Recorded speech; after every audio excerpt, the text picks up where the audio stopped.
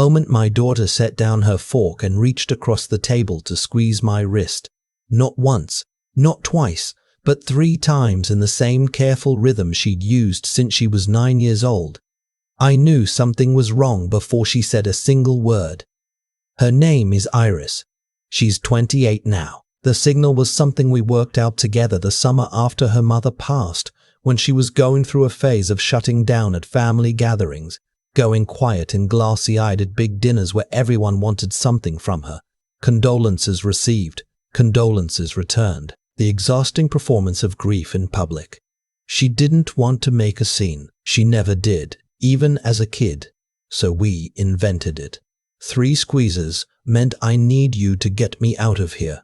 But I can't say it out loud. We hadn't used it in years. She used it on a Thursday evening in October, sitting at my kitchen table in Raleigh, with her boyfriend, of 5 months across from her, a man named Devin Marsh, who was in the middle of telling me about the investment opportunity that was going to change everything for him and Iris both. My name is Walter Fenn. I'm 59 years old.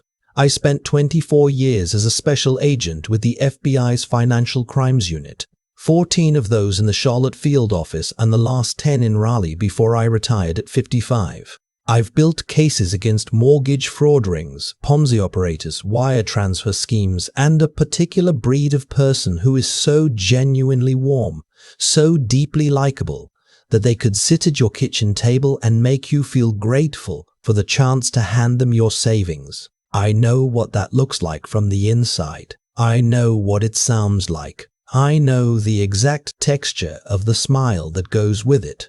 Devin Marsh had that smile. I hadn't placed it yet.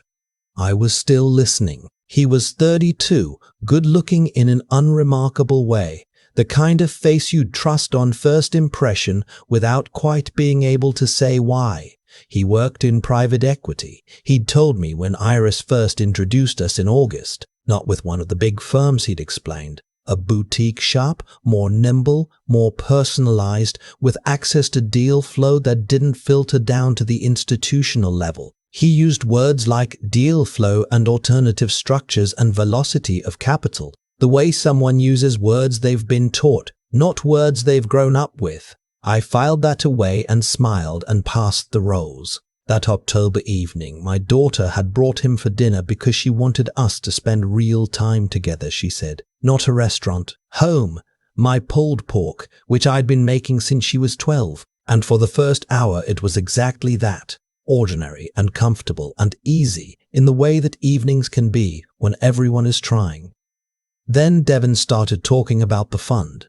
He framed it as something he was doing for himself, not a pitch. I want to be transparent with you, Walt, he said. He called me Walt immediately from the first meeting, with the casual familiarity of someone who had decided we were already close. I'm moving some of my own money into this vehicle, and I've mentioned it to Iris because she deserves to know what I'm doing with my finances, and because, honestly, I think there's a window here that won't stay open. He said window in the specific way that word gets said when someone wants you to feel the air moving through it. The fund was called Meridian Horizon Capital. It focused on infrastructure and private credit, he said, roads, cell towers, water treatment facilities in the Sun Belt, real assets, not tech speculation, not crypto, things that existed in the physical world and produced steady cash flow.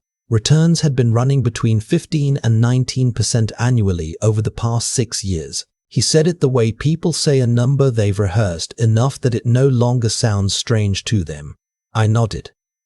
I asked him where the fund was domiciled. Delaware, he said. Registered in Delaware. And that was when Iris squeezed my wrist. 3 times. Under the table, her hand finding mine without drawing attention, her face not changing. I refilled my glass. I said something about the fund sounding interesting and asked if he had materials I could look at. Prospectus, subscription agreement, anything like that. He said, of course, absolutely, he'd send something over that week. Then my daughter asked if anyone wanted more cornbread, and the conversation moved on, and Devin helped clear the dinner plates, and by 8:30 he was saying he had an early morning and should get going. After he left, Iris stood in my kitchen with her arms crossed and her back against the counter, and she looked like she was trying to figure out where to start. "You felt it too," she said. "Tell me what you felt," I said. She was quiet for a moment. He started talking about the fund about 3 weeks ago. At first it was just mentioned in passing. He said he was moving some money, that he'd been doing well. Then it got more specific. He started explaining how it worked. He said he wanted me to be involved, that it would be something we were building together. She looked at the table. He asked me how much I had in my 401k. I kept my voice even. "What did you tell him?" She uncrossed her arms. "I didn't tell him a number. I said I'd have to check, and then I started paying attention differently." That was my daughter. She'd always paid attention differently than other people. She got that from her mother. "How much is in it?" I asked. 94,000, she paused. "I've been putting in the maximum since I started at my company at 22. I sat down at the table. "How long has he been asking?" "About 3 weeks of conversations. He hasn't asked me directly yet. It's been building up. He says the intake period closes at the end of November." She said intake period with a flatness that told me she'd been sitting with the phrase long enough to start hearing what it really was.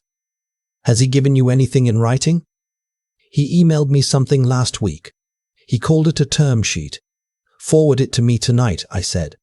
"Before you go to bed." She looked at me for a long moment. "Is it bad?" I didn't answer right away. What I knew at that point was that a 32-year-old man in a field that was largely unverifiable had been systematically building toward asking my daughter to move retirement money into an unregistered vehicle with a deadline attached. I knew that the phrase Meridian Horizon Capital had produced no immediate recognition in my memory, which covered a significant cross-section of legitimate and illegitimate private investment activity in the Southeast. I knew he'd been living with her for 6 weeks. She'd told me in September that he'd moved in temporarily after his lease ended in Durham, that he needed a few months, that she'd wanted him to. I knew she'd squeezed my wrist 3 times under a dinner table. "I don't know yet," I said. "Let me look at what he sent you." She forwarded it while she was still at my house. I walked her to her car, and then I came back inside, and I sat at the kitchen table with my reading glasses, and I opened the PDF. It was 11 pages. Meridian Horizon Capital Group LLC, registered agent address listed as a suite on Glenwood Avenue in Raleigh.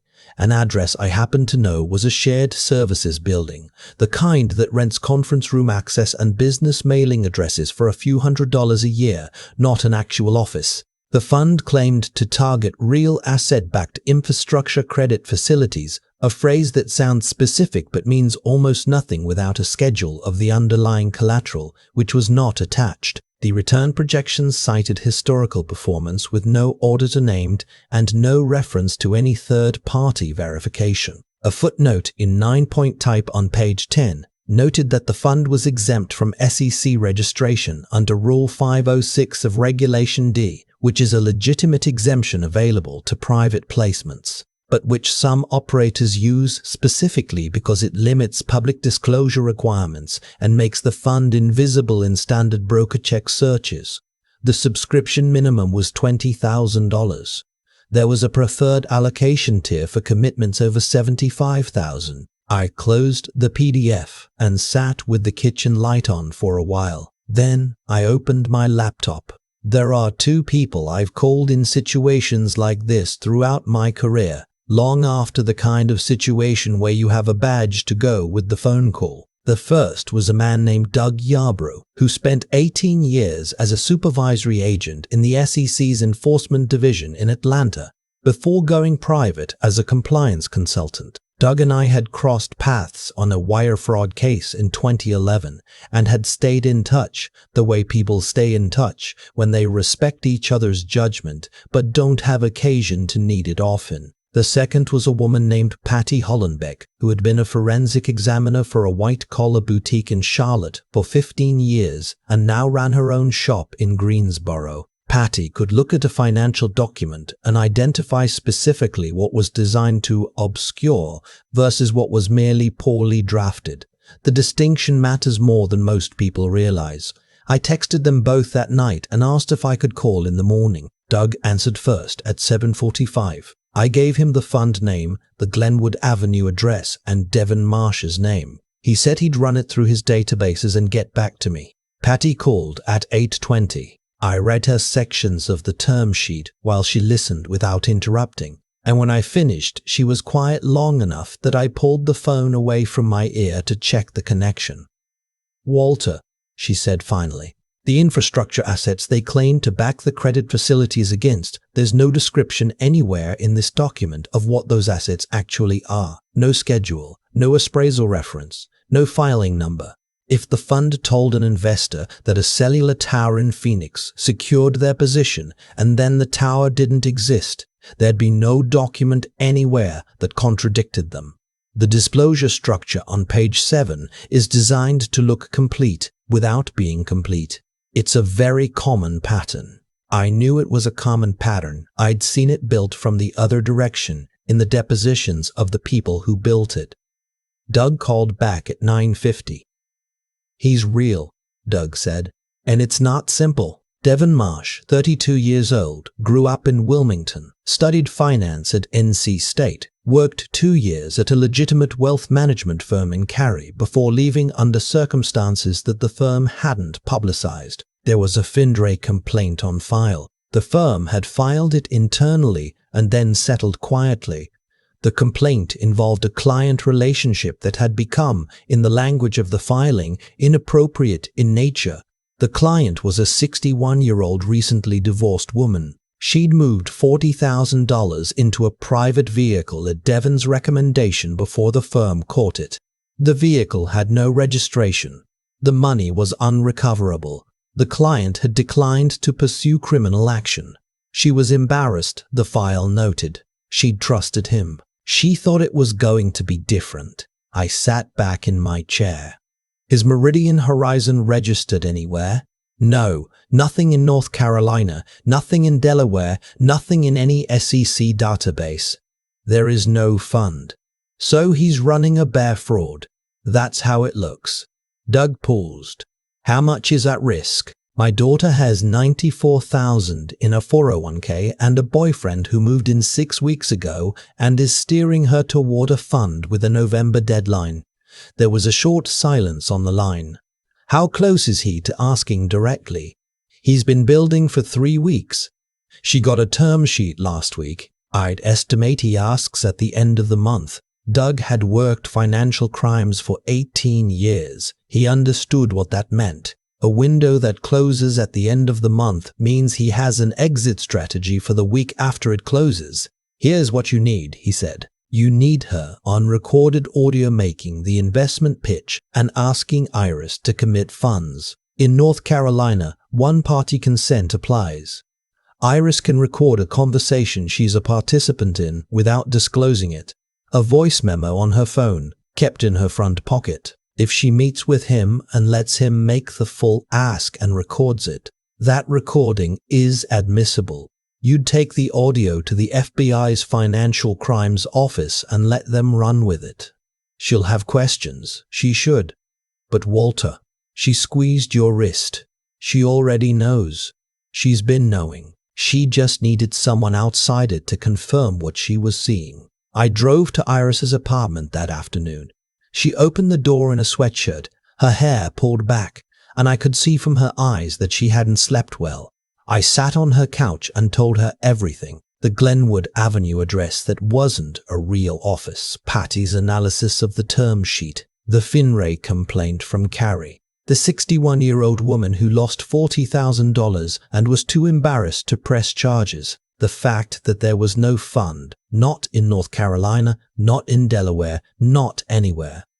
Iris sat very still. "He told me he was falling in love with me," she said, "not angry, not crying, just quiet in the specific way that someone goes quiet when they are rearranging what they thought they understood about a period of time they had already lived through. I didn't say anything. There was nothing I could say that would make that land differently. Some things have to be felt before they can be processed. After a while, she looked up. What do I need to do? I explained the recording. I explained that she would need to meet with him, preferably outside the apartment, a coffee shop, a neutral location, and let him make the full pitch. Let him ask for the commitment. Let him give her the account details, the timeline, the transfer instructions. She needed to stay level. She needed to be a woman who was almost ready to say yes. You can do this, I said. She looked at me with the same eyes she'd had since she was a little girl. The kind that don't flinch at hard things, even when hard things are sitting directly across from them. I've been pretending everything was fine for 3 weeks, she said. I think I can manage one more conversation. She called him that evening and told him she'd been thinking seriously about the opportunity and wanted to ask him some questions before she committed. She wanted to sit down properly. He suggested a coffee shop near her apartment on Saturday afternoon. He was pleased and warm and unhurried, exactly the calibration of a man who was close to the finish line and had no reason to think anything had changed. I met her at her apartment Saturday morning. We sat at her kitchen table and I walked her through the mechanics. Phone in her front pocket, voice memo app running before she walked in. Let him talk. Don't rush him. If he pauses, let the silence sit. People fill silence because silence feels like something slipping away. Ask clarifying questions in a neutral tone. Be a woman who needs just a little more reassurance before she says yes. How are you feeling? I asked before she left. She picked up her keys from the counter. Cold, angry, she said. The kind way you don't cry, you just want it to be done. Stay in that, I said. That's exactly the right kind. I drove home and sat in my living room and didn't turn on the TV. The house felt the way houses feel when you're waiting for something that's happening somewhere else. I made coffee. I didn't drink. I looked at my phone. At 3:42, her name came up. I have it all, Dad. Her voice on the phone was thin in the way voices get when adrenaline has been moving through a body for 2 hours and is just now starting to leave. She told me he had been thorough. He described the fund structure in detail, the underlying assets, cellular infrastructure and water treatment, he said, in Arizona and Tennessee. The projected returns, 18 to 22% annually. The intake deadline, end of November, after which the current round of preferred positions would close. The transfer instructions, a wire to an account at a credit union in South Carolina. He said the fund preferred credit unions because the processing was faster. He said her money would be working within 72 hours of the wire. 72 hours. By the time anyone understood that the fund didn't exist, 72 hours would have been more than enough time to move money through enough layers that recovery became very difficult. I called Dud that evening. He listened to me describe what she'd told him, the account number, the transfer instructions, the South Carolina credit union. Send me the audio file, he said. Tonight. She sent it securely within the hour. Doug forwarded it to his contact at the FBI Charlotte Division, a supervisory special agent he'd worked with on 2 previous referrals. They listened to it overnight.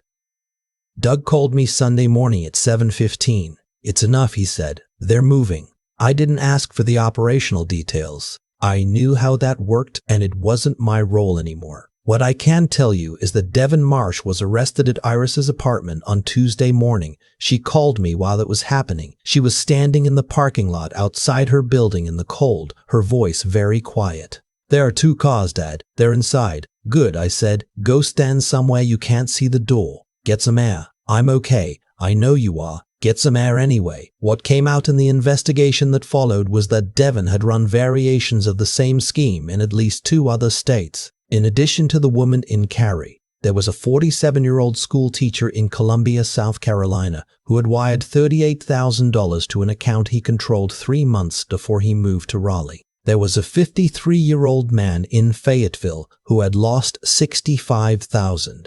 Across all identified victims, the total losses exceeded $210,000. In every case, the relationship had come first. Months of it. The investment conversation always started later, once the foundation of trust was solid enough to hold weight. My daughter was the first person who hadn't lost anything. 6 weeks after the arrest, Iris came for Sunday dinner. Just the two of us. I made the pulled pork she'd been eating her whole life, and we sat at the same kitchen table where 5 months of someone's patient, calculated work had almost paid off. She was quieter than usual through most of the meal, but it was a different kind of quiet than before.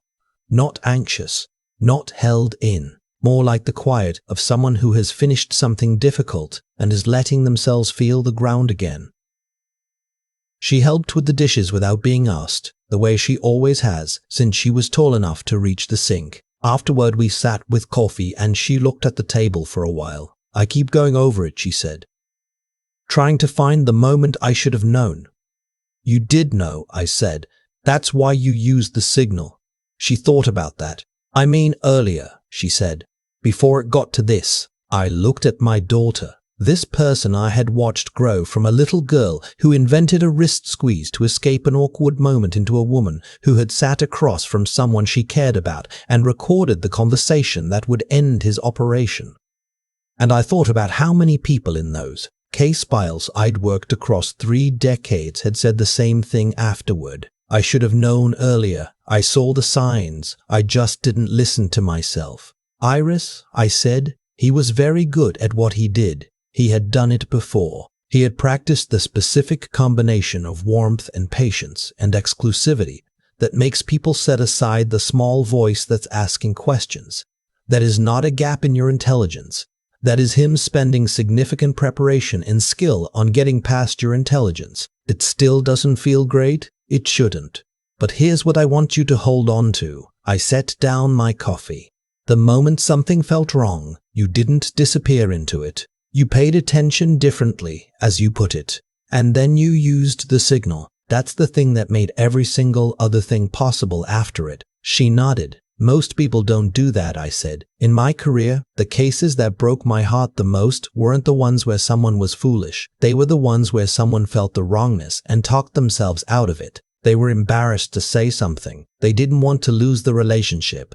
They thought maybe they were being paranoid.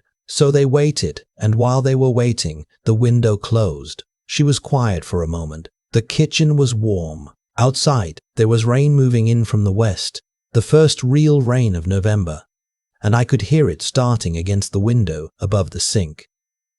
"Is he going to prison?" "That's for the courts to decide," I said. "What I can tell you is that the recording is clear. The paper trail is substantial, and there are 3 other people who now have a shot at some form of accountability because you didn't let him finish." She looked at her coffee mug. "Then I'm glad I came to dinner," she said.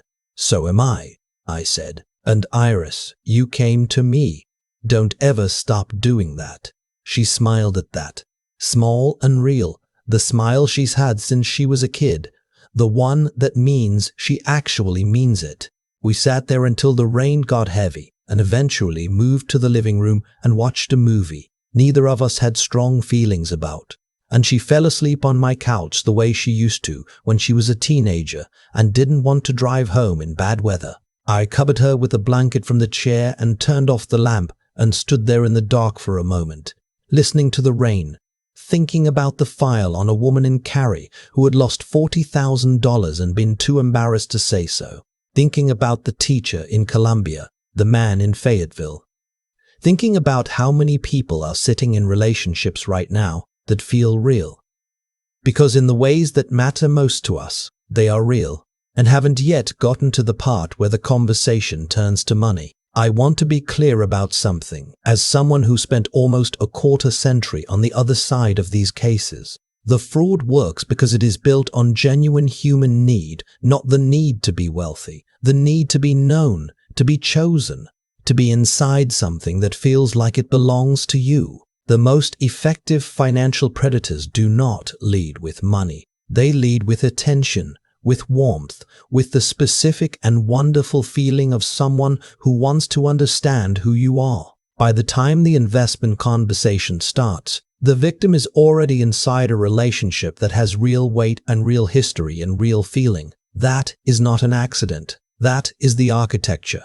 The warning signs are often only legible in retrospect or from outside. Any promised annual return consistently above 8 or 9% warrants serious questions, not hysteria, but questions. An investment fund that cannot be verified through FINRA broker check or the SEC's investment advisor search database, both of which are free and take 3 minutes, should not receive your money. A business address that turns out to be a mail service rather than an actual office is a material fact. Urgency around a deadline is a technique, not a reality. A reluctance to allow an independent attorney or financial advisor to review documents before you sign is a warning, not an inconvenience. You can verify any investment advisor or broker in the United States through FINRA broker check at brokercheckball6ball.org. You can verify fund registration through the SEC's GAR database at sec.gov. These tools are free. They exist because the people who built them understood what it costs when people don't use them. And this, if someone in your life reaches out to you in whatever language they have, with whatever signal they've held on to since childhood, please listen. My daughter used something we invented when she was 9 years old and scared and needed a way to ask for help without making a scene. She used it because some part of her understood that she was somewhere she needed someone outside to look at. That instinct, that quiet reaching, is worth more than any document you'll ever be handed. We didn't lose anything, and the difference, when I trace it back, is a 28-year-old woman sitting at a dinner table and squeezing her father's wrist 3 times. If something doesn't feel right, it isn't nothing. It never is. I keep thinking about the woman in Carrie. The one who lost $40,000 and chose not to press charges because she was ashamed. I never met her. I only read about her in a dry compliance filing. Her age, the amount, the word inappropriate. But I've thought about her more in the past 2 months than I've thought about most of the cases I worked for, 24 years with a badge on my belt. Because she did nothing wrong. She trusted someone who had spent months earning that trust deliberately, surgically, with the patience of someone who knew exactly what he was building toward. And when it was over, she carried the weight of it like it was hers to carry. That's what these schemes are designed to do. They are designed to make the person who was deceived feel responsible for having been deceived. That's not an accident. That's the last layer of the con. Iris is not carrying that weight. I want to be clear about that because I think it matters. She paid attention when something felt wrong. She didn't talk herself out of it, didn't decide she was being paranoid, didn't let the warmth of what she thought she had override the quiet signal her gut was sending. That took something. It takes a kind of honesty with yourself that is harder than it sounds, especially when you're inside a relationship that feels real, because in the ways that matter to us most, it was real.